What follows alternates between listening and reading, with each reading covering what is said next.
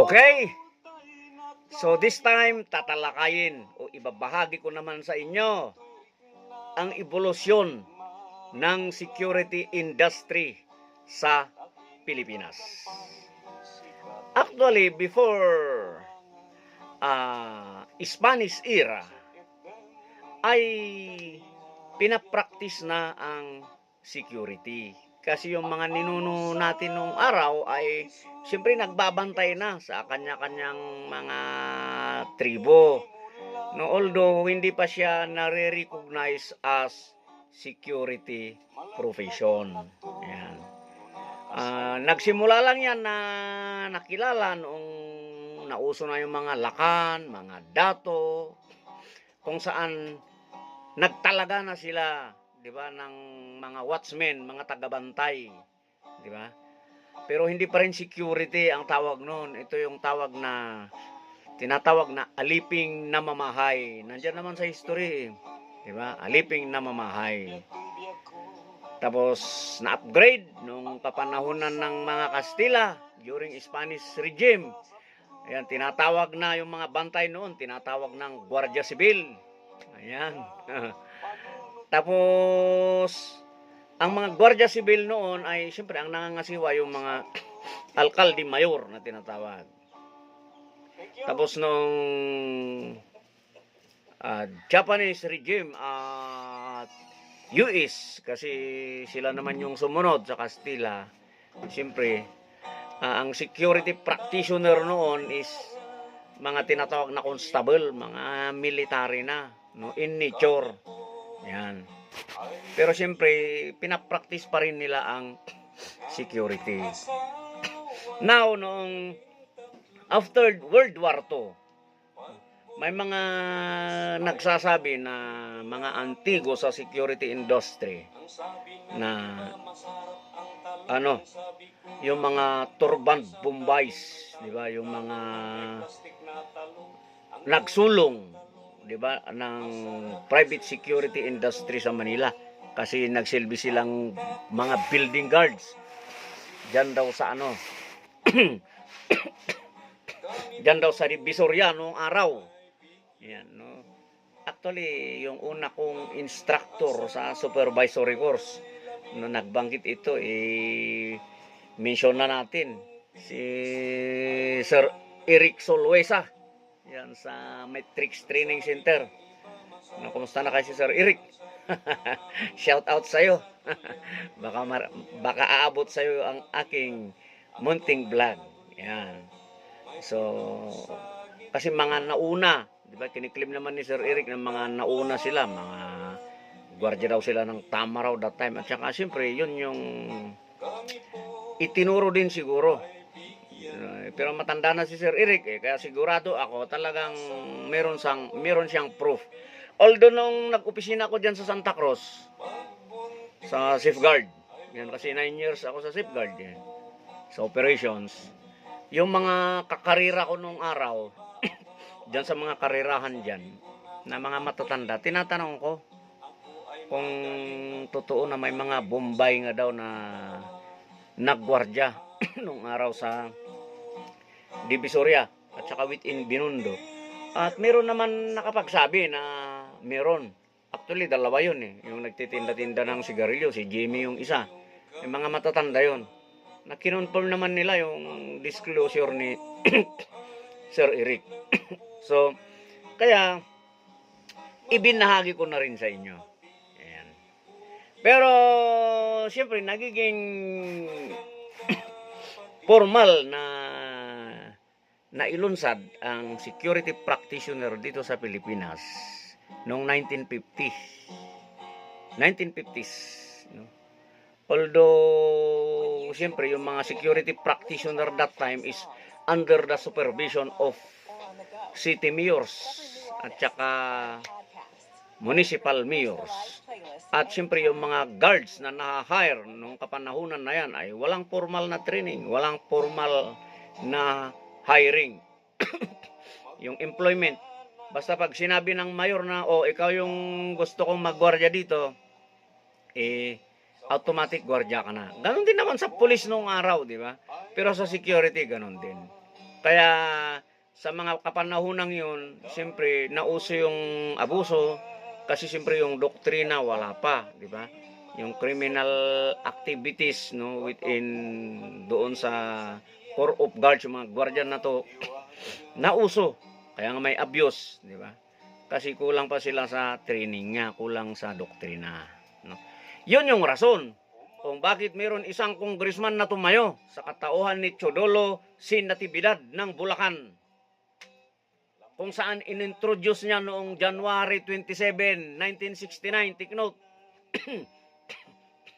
ang pagsasabatas ng security industry na sinang-ayunan naman o binakapan ng dating senador sa katauhan ni Alejandro D. Almendras, no, take note no of those, no, Congressman Teodoro C. Natividad of Bulacan at Senator Alejandro D. Almendras.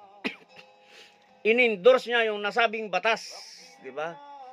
Na tinawag na Senate Bill number 22.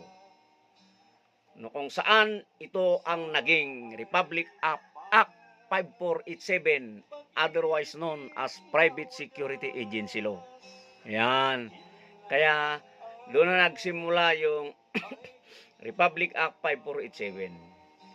Now, nung kapanahonan naman ni President Ferdinand Edralin Marcos noon June 13, 1969, dinesignate niya yung Philippine Constabulary na magiging supervising authority ng private security agencies. Kasama na yung mga guard forces at saka yung mga government security forces. Yan yung kagaya mga sa police sa UP. Yan. Then, no August 4, within the same year, itong PC, doon na nila itinatag, no, itong Philippine Constabulary, doon na nila itinatag yung Philippine Constabulary Security and Investigation Agency Supervisory Office. Yan, di ba? Yung PC SIASO. Yan. To oversee itong mga security agencies. Tapos noong October 21, 1969, pinalitan na ng yung PC SIASO, pinalitan na ng PC SOSYA, Philippine Constabulary Supervisory Office for Security Investigation Agencies. Yan.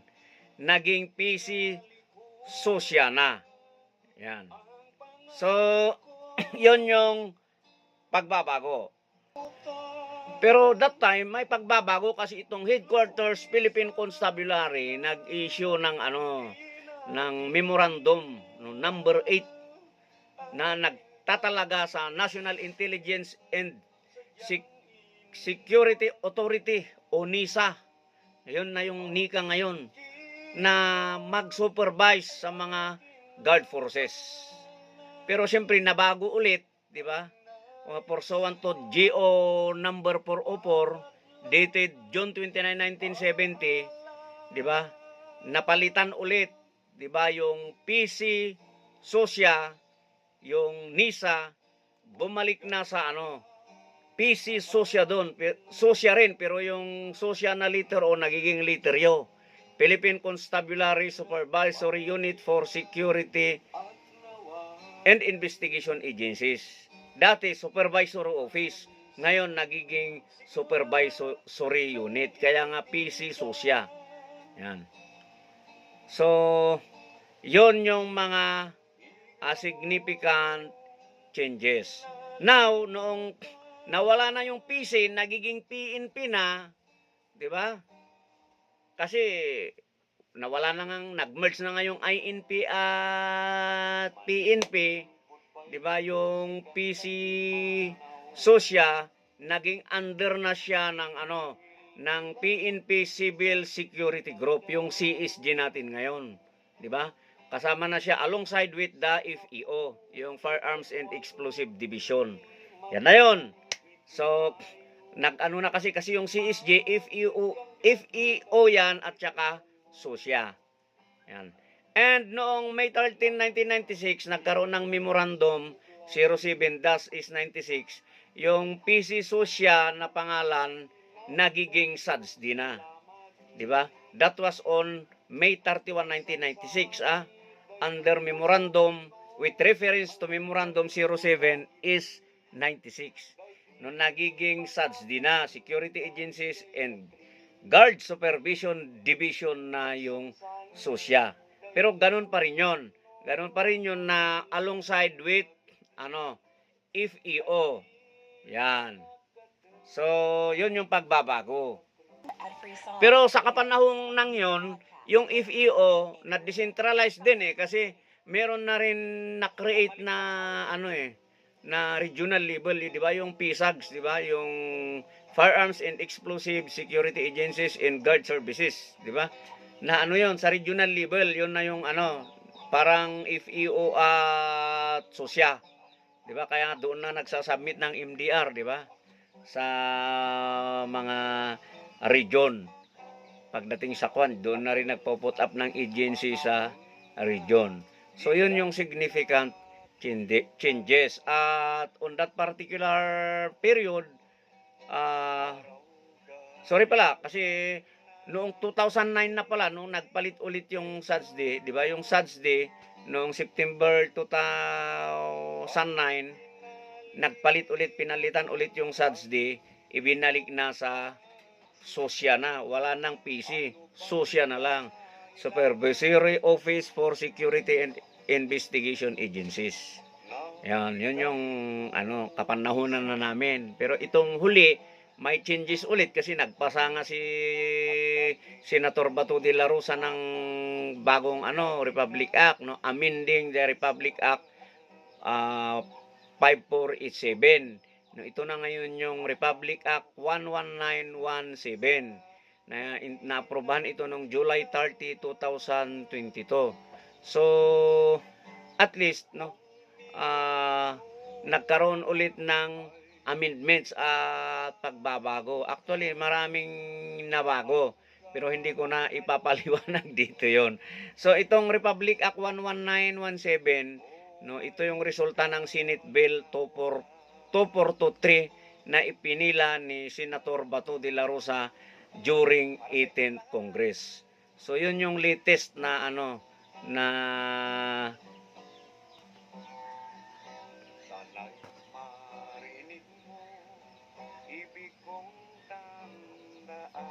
yan, na yung cellphone natin. Yun yung latest na development pagdating sa evolusyon ng security industry dito sa atin.